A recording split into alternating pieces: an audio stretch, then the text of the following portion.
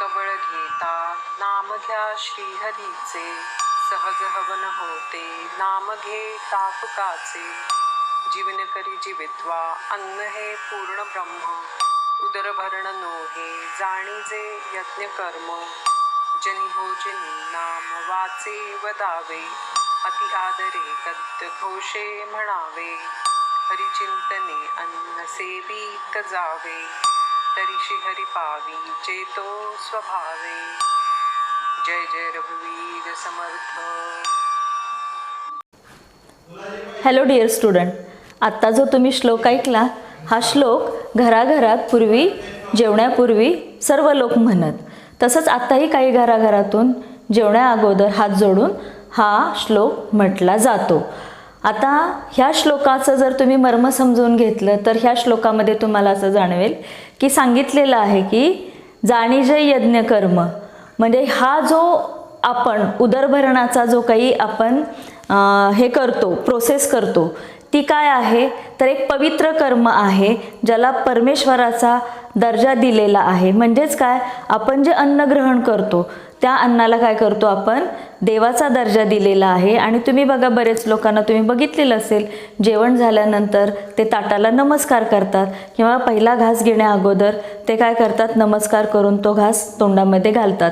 म्हणजेच काय, आपल्या ज्या काही बेसिक नीड्स आहेत, प्राथमिक गरजा आहेत, त्या प्राथमिक गरजामध्ये अन्न ही काय केली जाते, पहिली गरज म्हणून ती ओळखली जाते. आता तुम्ही म्हणाल हे सगळं कशासाठी सांगायचं, तर हे सगळं सांगायचा हेतू हाच की आज जो आपण टॉपिक बघणार आहोत, न्यूट्रिशन, ज्या न्यूट्रिशनमध्ये आपण शरीराला आवश्यक असणारं जी ऊर्जा आहे ती ज्या घटकातून मिळवतो, म्हणजे ज्याला तुम्ही पोषण असं म्हणता, तर त्या पोषणाशी निगडीत आपण काय करणार आहे, हा आजचा CET-शी रिलेटेड जो तुमचा टॉपिक आहे त्याची आपण काय करणार आहे तर माहिती घेणार आहोत. कमिंग टू द बॅकफूट, थोडंसं मागे घेते मी तुम्हाला आणि सांगू इच्छिते की बायोलॉजी हा एक नितांत सुंदर विषय आहे. म्हणजे ॲटलिस्ट मला तरी असं वाटतं की 11वी-12वीमध्ये मुलांनी हा विषय ठेवणं अत्यंत गरजेचं आहे. कारण का, तर हा जो विषय आहे तो लाईव्हशी रिलेटेड आहे, जीवांशी रिलेटेड आहे, सजीवाशी तो रिलेटेड आहे आणि आपण तर सजीवच आहोत.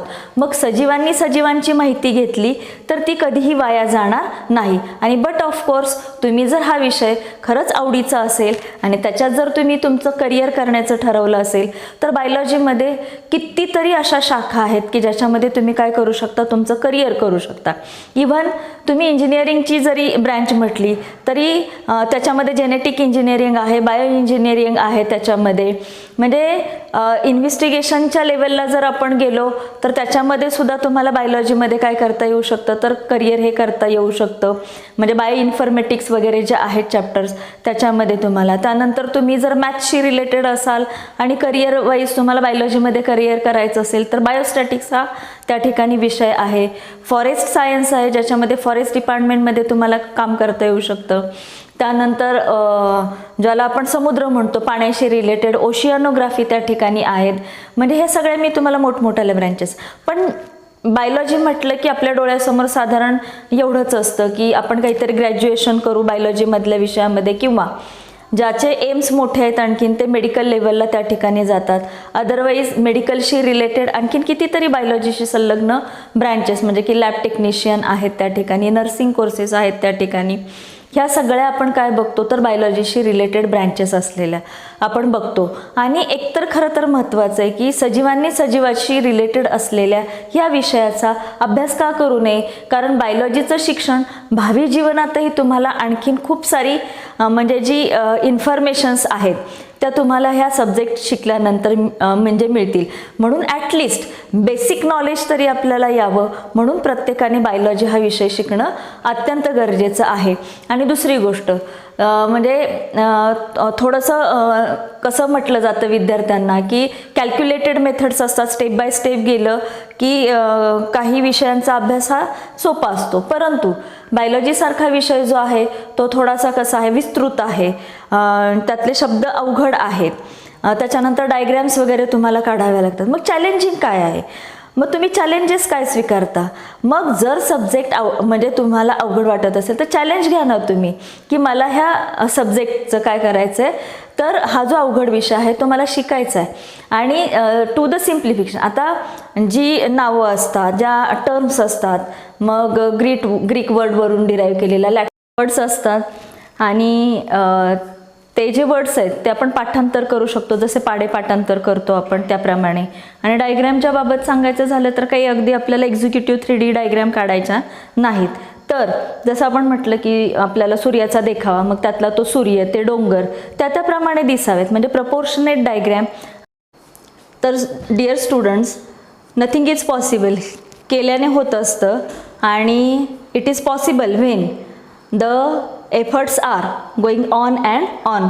असो बेसिक नॉलेज तुमचं क्लिअर ठेवा, चांगलं ठेवा, आणि त्याच्यावरती तुम्ही कॉन्क्रीट मटेरियल जे अभ्यासाचं ते रचत जा. तर ह्या ठिकाणी आपण आज बायोलॉजीचा जो तुमचा CETचा सिलेबस आहे त्याच्यामधला 14वा टॉपिक आपण काय करतो ह्या ठिकाणी सुरू करतोय, ज्याच्यामध्ये तुमचे ऑलरेडी 2 टॉपिक झालेले, 3रा टॉपिक सुरू केलेला होता, पण काही कारणास्तव त्या स्थानांना म्हणजे त्या ठिकाणी ते टॉपिक थांबवत आहे. त्यामुळे मी माझा या ठिकाणी CETशी रिलेटेड तुमचा हा नेक्स्ट टॉपिक सुरू करते, ज्याचं नाव आहे न्यूट्रिशन. न्यूट्रिशनच्या संदर्भात मी तुम्हाला लेक्चरच्या सुरुवातीलाच काय ऐकवला होता, श्लोक ऐकवला होता, ज्याच्यामध्ये आपण काय म्हणतोय की उदरभरण नोहे जाणीजे यज्ञ कर्म, म्हणजे यज्ञ इतकंच पवित्र कर्म आहे आपण जे अन्न घेतो ते. मग न्यूट्रिशनचा मराठी अर्थ काय, तर पोषण हा होतो. आणि आपल्याला माहिती आहे की सजीवांची प्राथमिक गरज कुठली आहे, अन्न, वस्त्र, निवारा, ह्या ज्या प्राथमिक गरजा आहेत त्याच्यामध्ये अन्नाला प्रथम स्थान दिलेलं आपल्याला आढळून येतं. म्हणजेच काय, सजीवाला जिवंत राहण्यासाठी ऊर्जेची आवश्यकता असते, आणि ती ऊर्जा तो कशामधून मिळवत असतो, तर अन्नामधून तो मिळवत असतो. आता सजीव जे आहेत ऑन द बेसिस ऑफ, म्हणजे ते जे अन्न घेतात, मग काही सजीव त्याच्यामधले अन्न तयार करतात, मग त्यांना काय म्हणतो आपण, ऑटोट्रॉप्स असं म्हणतो. त्यांना आपण काय म्हणतो, autotrophs. Auto means self and trophin means nourishing, म्हणजे जे स्वतःचं भरण पोषण स्वतः करतात त्यांना ऑटोट्रॉप्स असं म्हटलं जातं. मग हे पुन्हा ऑटोट्रॉप्सचे दोन प्रकारचे येतात, एक फोटो ऑटोट्रॉप्स आणि दुसरे जे आहेत त्यांना म्हटलं जातं किमो ऑटोट्रॉप्स. आता फोटो ऑटोट्रॉप्स म्हणजे कोण, की जे सूर्यप्रकाशाचा उपयोग करून क्लोरोफिलच्या सहाय्याने स्वतःचं अन्न स्वतः तयार करतात, त्यांना फोटो ऑटोट्रॉप्स असं म्हटलं जातं. म्हणजे उदाहरणार्थ वनस्पती पण कोणत्या, हिरव्या रंगाच्या वनस्पती, त्या स्वतःचं अन्न स्वतः तयार करतात. त्याचबरोबर काही सजीव प्रोटिस्टा पण आहेत, जसं की युग्लिना वगैरे, ते पण काय करू शकतात, कारण त्यांच्यामध्ये क्लोरोफिल असतं, त्यामुळे ते स्वतःचं अन्न स्वतः तयार करतात. किमो ऑटोट्रॉप्स म्हणजे काय, तर काही जे सजीव आहेत ते कशामधून, तर by the oxidation of organic किंवा chemicals they are going to get their energy, म्हणजे ते काय मिळवतात, तर अन्न हे मिळवतात, त्यांना किमो ऑटोट्रॉप्स असं म्हटलं जातं. म्हणजे ज्याच्यामध्ये सल्फाईड बॅक्टेरिया वगैरे जे आहेत त्यांचा काय होतो ह्या ठिकाणी समावेश होतो. तर बाकीचे जे आहेत त्यांना आपण काय म्हटलं जातं, तर हेटेरोट्रॉप्स असं म्हटलं जातं. हेटेरोट्रॉप्स म्हणजे काय, जे डायरेक्टली आणि इनडायरेक्टली कशावरती अवलंबून आहेत, तर ऑटोट्रॉप्सवरती अवलंबून आहेत. मग त्याच्यावरती आपण पुन्हा काय करतो, तर हर्बिवोरस ॲनिमल्स, म्हणजे जे डायरेक्टली काय करतात, तर प्लांट्स खाऊन आपली उपजीविका भागवतात. ऑमनिवोरस जे काय करतात, हर्बिवोरस ॲनिमल्सला किल करून. आता हर्बिवोरस ॲनिमल्समध्ये एक्झाम्पल सांगायचं झालं तर रॅबिट, काऊ ह्यांचं तुम्हाला एक्झाम्पल सांगता येईल. हर्बिवोरस म्हणजे काय, तर जे सजीव दुसऱ्या सजीवांना मारून खातात, जसं की टायगर, लायन वगैरे जे आहेत ते काय करतात, तर शिकार करतात आणि त्याच्यातून ती आपली उपजीविका भागवतात. तर ऑमनिवोरस म्हणजे मनुष्यासारखा जो प्राणी आहे ते काय करतात, तर पालेभाज्या किंवा वनस्पतींचा पण काय करतात, आहार म्हणून उपयोग करतात, आणि प्राण्यांचा पण काय करतात, ते आहारामध्ये उपयोग करतात. तर अशा रीतीने ऑन द बेसिस ऑफ की न्यूट्रिशन कशा प्रकारचं आहे, त्या प्रकारावरती ॲनिमल्स ऑटोट्रॉप्स तरी असतात किंवा हेटेरोट्रॉप्स तरी असलेले आपल्याला म्हणजे आढळून येतात. म्हणजे न्यूट्रिशनचा एम तरी कळाला का तुम्हाला, सजीवांना जी ऊर्जेची आवश्यकता असते किंवा त्यांची जी ऊर्जेची गरज असते ती कशामधून भागवली जाते, तर अन्नामधून ती भागवली जाते. आणि अन्न घेण्याची जी फिजिओलॉजिकल मेथड आहे त्या मेथडला काय म्हटलं जातं, तर न्यूट्रिशन. आता ह्या न्यूट्रिशनची डेफिनेशन काय सांगता येईल आपल्याला, nutrition is the sum of the processes by which an organism consumes and utilises food substances. म्हणजे ही काय आहे तर टप्प्याटप्प्याने घडणारी किंवा प्रोसेसेस आहेत ज्याद्वारे ऑर्गॅनिझम काय करतो, कंझ्युम घेतो आणि त्या घेतलेल्या घटकांचा, अन्न घटकांचा काय करतो, वापर करतो, युटिलायझेशन करतो त्या प्रोसेसला, किंवा त्या sum of the processes they are referred by the name as nutrition असं त्याला म्हटलं जातं. त्या न्यूट्रिशनची म्हणजे WHO म्हणजे वर्ल्ड हेल्थ ऑर्गनायझेशन मार्फत केलेली जी व्याख्या आहे ती काय सांगते, nutrition is defined as the intake of food considered in relation to the body's dietary needs. आता डायटरी नीड्स कशाला म्हणायचं, डायजेशन मीन्स व्हॉट, तर डायजेशन मीन्स किंवा ज्याला आपण म्हणतो की आता आपण शब्द फार ऐकतो की मी डाएटवरती आहे किंवा टेक फूड अकॉर्डिंग टू, किंवा डायटिशियन तुम्हाला सांगतात की अमुक अमुक प्रकारचं तुम्ही अन्न घ्या. म्हणजे आपल्या शरीराला ज्या ज्या घटकांची आवश्यकता ज्या ज्या प्रमाणात, हा शब्द फार महत्त्वाचा आहे की अकॉर्डिंग टू द क्वांटिटी, म्हणजे अकॉर्डिंग टू द म्हणजे क्वालिटी तर आहेच पण क्वांटिटी म्हणजे काय, बॉडीची एक रिक्वायरमेंट असते प्रत्येक घटकाची, त्या रिक्वायरमेंटप्रमाणे आपण जेव्हा ही पोषक तत्व न्यूट्रिशनमधून बॉडीला प्रोव्हाइड करतो that process it is referred by the name as nutrition. म्हणजे न्यूट्रिशनमधून आपण काय घेतो, न्यूट्रियंट्स घेतो. मग हे जे न्यूट्रियंट्स आहेत ते दोन प्रकारचे येतात, मॅक्रो आणि मायक्रो. म्हणजे इथं तुम्हाला काय सांगितलं की बॉडीज डायटरी नीड्स, मग बॉडीला काय काय नीड्स असतात, तर बॉडी नीड्स कार्बोहायड्रेट्स, कर्बोदके carbohydrates, then body needs proteins, बॉडीला कशाची आवश्यकता आहे, प्रोटीनची, त्यानंतर फॅट्सची, त्याच्यानंतर water, then vitamins along with minerals and fibres.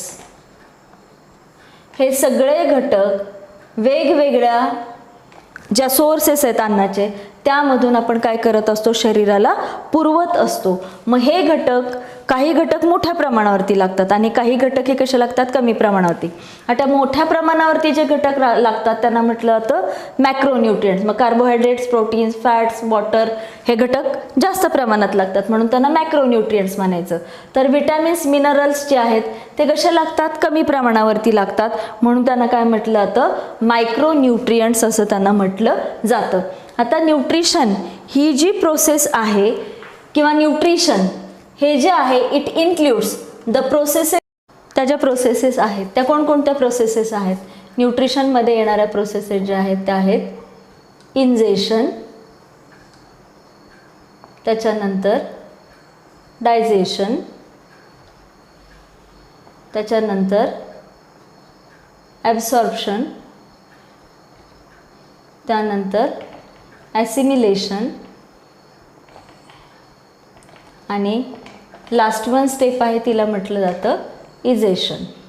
आता या प्रत्येक स्टेपचा मिनिंग काय बघा, इनजेशन, इन मीन्स इनसाइड, अन्न आत घेणे, डायजेशन घेतलेलं अन्न पचवणे, ॲब्सॉर्प्शन पचलेलं अन्न रक्तामध्ये ॲब्सॉर्ब होणे, ॲसिमिलेशन रक्तामार्फत ते प्रत्येक पेशीपर्यंत पोहोचवलं जाणे आणि इजेशन म्हणजे न पचलेलं अन्न शरीराच्या बाहेर टाकून देण्याची जी प्रोसेस आहे तिला इजेशन असं म्हटलं जातं. आता याच्यामध्ये आपण सुरुवात करणार आहे ते रिलेटेड विथ द डायजेशन. आता इंजेशन म्हणजे काय आहे, फक्त आपण बघितलं जे अन्न आपण काय करतो शरीरामध्ये तोंडावाटे आपण काय करतो आतमध्ये घेतो ती पद्धत किंवा ती प्रोसेस म्हणजे इंजेशन. आता डायजेशन जे आहे त्या डायजेशन काय आहे, तर डायजेशन ही कॅटाबॉलिक प्रोसेस आहे. कॅटाबॉलिक प्रोसेसमध्ये काय होतं, complex material is breakdown into simple one, म्हणून डायजेशनला काय म्हटलं जातं, कॅटाबॉलिक प्रोसेस. CETच्या दृष्टिकोनातून महत्त्वाचा प्रश्न, digestion is dash dash process, digestion is a catabolic process. का कॅटाबॉलिक प्रोसेस, तर complex material is breakdown into simple one. आता कॉम्प्लेक्स मटेरियल कुठलं, तर जे अन्न आपण घेतलेलं असतं ते कॉम्प्लेक्स मटेरियल आहे आणि ते ब्रेकडाऊन कसं होतं, सिंपल म्हणजे किती सिंपल, तर जेणेकरून ते रक्तामध्ये सहजासहजी ॲब्सॉर्ब होऊन डिफ्यूज होऊन ते पेशींपर्यंत किंवा सजीवांची जी गरज आहे त्याच्यामध्ये ती नीड त्याच्यामधून काय केली जाते तर भागवली जाते. That process it is called as a digestion. पुस्तकामध्ये डेफिनेशन दिलेली आहे. Digestion is the breakdown of the complex non absorbable non diffusible substances into the simple then absorbable and diffusible one. That process it is referred by the name as digestion. आणि डायजेशनची प्रक्रिया बॉडीमध्ये ज्या सिस्टीमद्वारे carry out केली जाते that system it is referred by the name as digestive system. तिला काय म्हटलं जातं, डायजेस्टिव्ह सिस्टीम, पचन संस्था. मग आपण काय करणार आहे, ह्युमन डायजेस्टिव्ह सिस्टीम आपण कंटिन्यू करणार आहे. 14.1 हा तुमचा पुस्तकामधला हा पॉईंट आहे. डायजेस्टिव्ह सिस्टीम जी काय म्हणजे इन्क्ल्यूड करते, it includes alimentary canal and the associated digestive glands. Okay, तर डायजेस्टिव्ह सिस्टीम काय आहे त्याच्यामध्ये तर एलिमेंटरी कॅनल म्हणजे काय, पूर्ण पचन संस्था जी आहे, जो कॅनल आहे त्याचा अभ्यास. आणि असोसिएटेड ग्लँड म्हणजे पचन होण्यासाठी ज्या पाचक ग्रंथी आहेत त्याचा या ठिकाणी अभ्यास केला जातो. म्हणजे असोसिएटेड ग्लँड्समध्ये कुठल्या तर लाळ निर्माण करणारी लाळ ग्रंथी ज्याला सलायव्हरी ग्लँड्स म्हणतात. त्याच्यानंतर पॅनक्रियाज स्वादुपिंडामधून स्त्रवणारा रस. त्याच्यानंतर लिव्हर, यकृतामधून बाहेर पडणारा जो पाचक रस आहे त्यांचं डायजेशनमध्ये कार्य काय आहे. आणि एलिमेंटरी कॅनल म्हणजे ज्या ठिकाणी अन्नाचं पचन केलं जातं तो पूर्ण जो कॅनल आहे तो साधारण 8 ते 10 सेंटीमीटरची ट्यूब असते ज्याच्यामध्ये कुठले पार्ट्स येतात. द एलिमेंटरी कॅनल इन्क्ल्यूड्स और इट स्टार्ट्स विथ, तर ह्याच्यामध्ये 2 ओपनिंग्ज येतात. स्टार्टिंग ओपनिंग ज्याला माउथ म्हटलं जातं आणि एंड ओपनिंग जे आहे त्याला एनस म्हटलं जातं. आणि ह्या 2 ओपनिंगच्या मध्ये वेगवेगळे डायजेस्टिव्ह पार्ट्स येतात. So it starts with mouth, then leads behind into pharynx, pharynx dilates into oesophagus, then esophagus opens into the stomach, stomach opens into the intestine, and intestine ends with the last end opening which is called as the anus असं त्याला म्हटलं जातं. Okay, so these are the structures which are associated with the alimentary canal. आता थोडक्यात जर डायग्रॅमॅटिकली तुम्हाला समजून द्यायचं झालं तर ह्या ठिकाणी हा माउथ पार्ट आहे. This mouth part leads behind into pharynx, then this pharynx it dilates into the tubular part which is called as the pharynx. Pharynx leads behind into tubular part called as the esophagus. Then this esophagus dilates into the pouch-like stomach or the sac-like portion which is called as the stomach. Then the stomach dilates into the small intestine. Then small intestine it dilates into the large intestine. And this large intestine opens outside by means of opening called as the anus. So this includes the mouth, then this is pharynx, this is esophagus, then stomach, intestine and the anus are the parts associated with the digestive system किंवा digestive सिस्टीममधल्या elementary कॅनलमध्ये येणारे हे सगळे काय आहेत part. मग ह्याच्यामधला पहिला part जो आहे तो mouth. Mouth is also referred by the name as oral किंवा त्याला बक्कल कॅव्हिटी असं सुद्धा म्हटलं जातं. ओरल और बक्कल कॅव्हिटी. आता माउथ काय आहे, mouth is a simply transverse slit म्हणजे एक आडवा छेद आहे. जो छेद काय होऊ शकतो, ओपन होऊ शकतो. त्या छेदाला काय म्हटलं जातं, माउथ. आणि ते माउथ आपण ओपन केलं किंवा तो जो छेद आहे तो काय होतो, वाईडली ओपन होतो आणि आतमध्ये आपणाला आ केल्यानंतर जो कॅव्हिटीचा पोर्शन दिसतो त्याला काय म्हटलं जातं, ओरल किंवा बक्कल कॅव्हिटी असं म्हटलं जातं. मग ही जी कॅव्हिटी आहे, ही जी ओरल कॅव्हिटी आहे त्याच्यामध्ये तुम्हाला काय आढळतं तर अप्पर लिप आणि लोअर लिप ह्या ठिकाणी प्रेझेंट असलेला आपल्याला आढळून येतो. म्हणजे the mouth shows the transverse slit which is bounded by upper lip and lower lip. आणि लॅटरली दोन्ही बाजूला त्याच्या काय प्रेझेंट असतात, देर आर प्रेझेंट चिक्स, म्हणजे ज्याला आपण गाल म्हणतो, म्हणजे दोन्ही बाजूने ती कशाने बांधलेली आहे तर गालाने बांधलेली. आणि ती जी स्लिट आहे आडवाचे त्याच्यामुळे वरचा जबडा आणि खालचा जबडा असा काय पडतात तर म्हणजे बक्कल कॅव्हिटीचे दोन जबड्यांमध्ये काय होतं तर विभाजन झालेलं आपल्याला आढळून येतं. पैकी वरचा जबडा जो असतो तो स्थिर असतो आणि खालच्या जबड्याची मात्र काय होते तर हालचाल म्हणजे मुव्हेबल असलेला तो आपल्याला आढळून येतो. तर वरचा जबडा आणि खालचा जबडा आ केल्यानंतर आपल्याला काय दिसतं, आपण आ केल्यानंतर काय पूर्ण ब्रह्मांड दिसणार नाही. जसं श्रीकृष्णाने आ केलं होतं त्याच्या आईने सांगितल्यानंतर त्याच्यात पूर्ण ब्रह्मांड दिसलं होतं, तसं आपल्यात नाही. तर आपल्याला काय आढळेल त्याच्यामध्ये तर वरचा जबडा आणि खालचा जबडा याच्यावरती काय आढळतात आपल्याला टीथ. दोन्ही जबड्यांच्या कवळीमध्ये टीथची रचना केलेली आढळून येते. आणि दुसरा आणखीन एक महत्त्वाचा ऑर्गन त्या ठिकाणी आढळतो आपल्याला तो म्हणजे टंग, जीभ, जी जास्तीच काय होत असते वळवळत असते किंवा चालत असते. तर टंग हा पार्ट आपल्याला त्या ठिकाणी ऑब्झर्व होतो. आता याच्यापैकी टीथ हे जे स्ट्रक्चर आहे, दाताची जी रचना आहे वरच्या आणि खालच्या जबड्यांमध्ये केली गेलेली जी रचना आहे दातांची, हे दात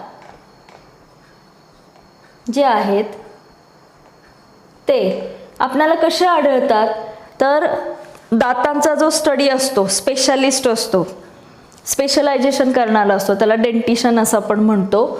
तर हे जे टीथ आहेत मानवी टीथ, ह्या टीथना काही पिक्युलॅरिटीज लावल्या जातात. काय असतात ते, दे आर डायफोडंट,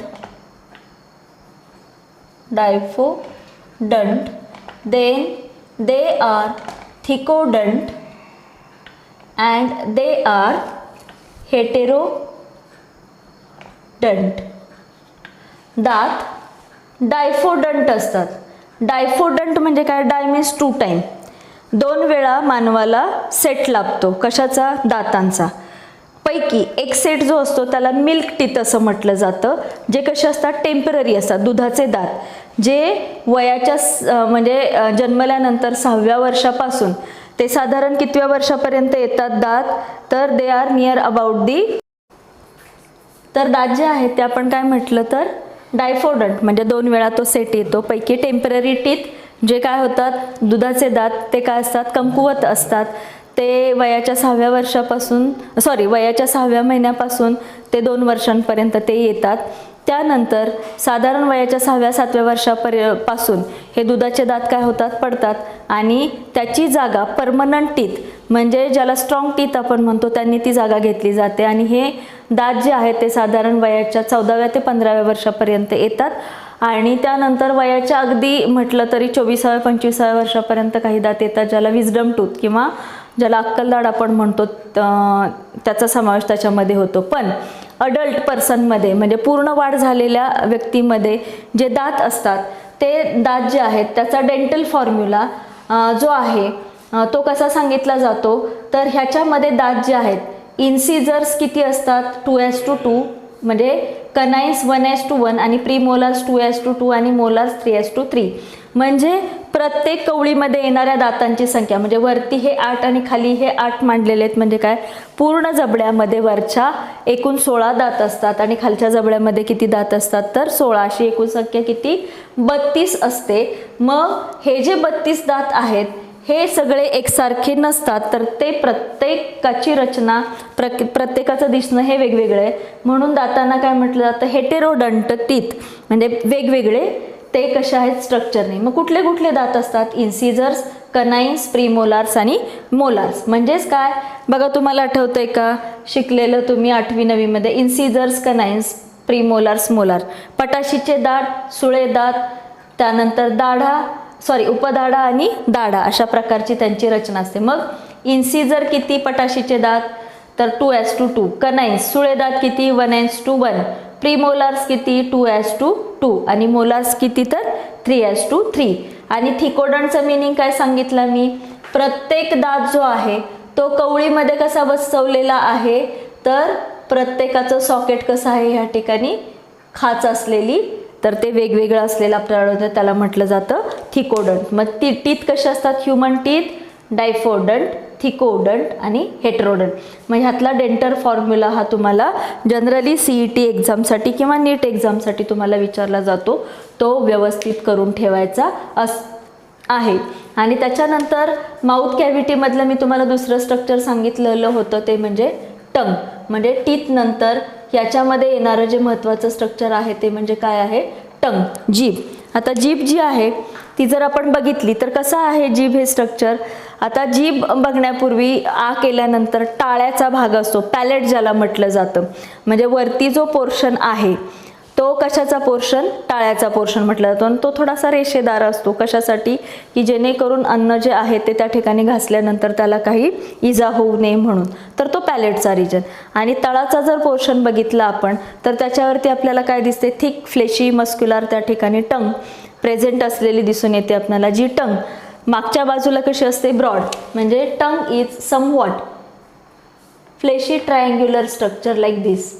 आणि ब्रॉड जो त्याची बाजू आहे ती कशी असते, बंदिस्त असते किंवा कशी असते, स्थिर असते. आणि पुढची बाजू जी असते ती कशी असते, क्वाईट मुवेबल असलेली आपल्याला आढळून येतं. So the fleshy somewhat triangular structure present on the जे त्याचा तळ आहे base of the mouth cavity, it is referred by the name as tongue असं त्याला म्हटलं जातं. म्हणजे रूफ पॅलेटचं असतं आणि बेस जो असतो त्याच्यावरती आपल्याला काय आढळते, टंग आढळते. आता फ्लेशी ऑर्गन आहे, मस्क्युलर ऑर्गन आहे आणि पिंकिश इन कलर असलेली आपल्याला टंग ऑकर होते. जर टंगचा सरफेस आपण बघितला तर ह्याच्यावरती आपल्याला काय आढळतात, तर छोटे छोटे असे प्रोजेक्शन्स आढळतात, छोटेसे असे काटेदार काय आढळतात, प्रोसेसेस आढळतात, which are referred by the name as papillae. त्यांना काय म्हटलं जातं, पॅपिला किंवा प्ल्युरल त्याला पॅपिली असं म्हटलं जातं. And some of the papillae they are having receptors of taste किंवा some papillae are having taste organs in them. म्हणजे जिभेत जी आपण चव लागणे प्रक्रिया म्हणतो, it is due to the presence of receptor organs in the पॅपिलीमध्ये प्रेझेंट असणार आहे. लक्षात ठेवा, पंचज्ञानेंद्रियापैकी जीभ हा एक महत्त्वाचं पंचज्ञानेंद्रिय म्हणून ओळखलं जातं, ज्याच्यामध्ये कुठली संवेदना ग्रहण केली जाते, तर आपण जे अन्न खातो ते अन्न खाण्यायोग्य आहे किंवा नाही. आणि त्यातल्या ज्या चवी आहेत, गोड चव जी आहे ती साधारण जिभेच्या टोकावरती असलेली आपल्याला आढळून येते. त्याच्यानंतर साधारण आंबट चव, त्याच्यानंतर खारट सॉल्टी चव, त्याच्यानंतर तुरट चव, आंबट चव, ह्या चवींचं जे काही विश्लेषण करतो आपण ते वेगवेगळे रिजन्स जिभेवरती प्रेझेंट असलेले. आणि ते कशाच्याद्वारे, तर रिसेप्टार ऑर्गन जे पॅपिलीमध्ये प्रेझेंट असतात त्याच्या सहाय्याने. दुसरी गोष्ट, जीभ आणखीन कशासाठी उपयोगी पडते, बोलण्यासाठी उपयोगी पडते. आपण जे उच्चार करतो त्यावेळेस जिभेची हालचाल होते. त्याच्यानंतर जीभ आणखीन कशासाठी उपयोगी पडते, स्वॅलोईंग, अन्न जे आपण गिळण्याची पद्धत करतो, गिळतो म्हणजे काय, पुढे जे आपण ढकलतो अन्न मार्गामध्ये, त्यावेळेस जीभ काय करते, तो जो तयार झालेला अन्नाचा घास असतो तो पुढे ढकलण्याचं काम जिभेच्या मार्फत. सो ही जी टंग आहे, it's a very essential and very important organ related with the digestive सिस्टीमशी निगडीत असलेला आपल्याला आढळून येतो. कारण का, ह्याच जिभेवरती सलायवरी ग्लँड्स ज्या आहेत ती बारीक बारीक छिद्र असतात, पोर्स असतात ह्याच्यामध्ये. त्या पोर्सच्या सहाय्याने ती काय होते, ओपन होते आणि त्याच्यातली लाळ अन्नामध्ये आणून सोडण्याचं काम ह्या जिभेच्या सरफेसवरती केलं जातं आणि ते अन्नामध्ये मिसळण्याचं काम जिभेच्या सहाय्याने केलं जातं. सो डायजेस्टिव्ह सिस्टीममधले आज आपण 2 महत्त्वाचे ऑर्गन बघितले. माउथमध्ये आपण टंग हे स्ट्रक्चर बघितलं आणि त्याच्यानंतर टीथ हे स्ट्रक्चर आपण ह्या ठिकाणी काय केलेलं आहे, स्टडी केलेलं आहे. आजच्या पुरतं आपण इथे थांबूयात आणि राहिलेला पार्ट आपण नेक्स्ट लेक्चरमध्ये कंटिन्यू करूया. थँक्यू.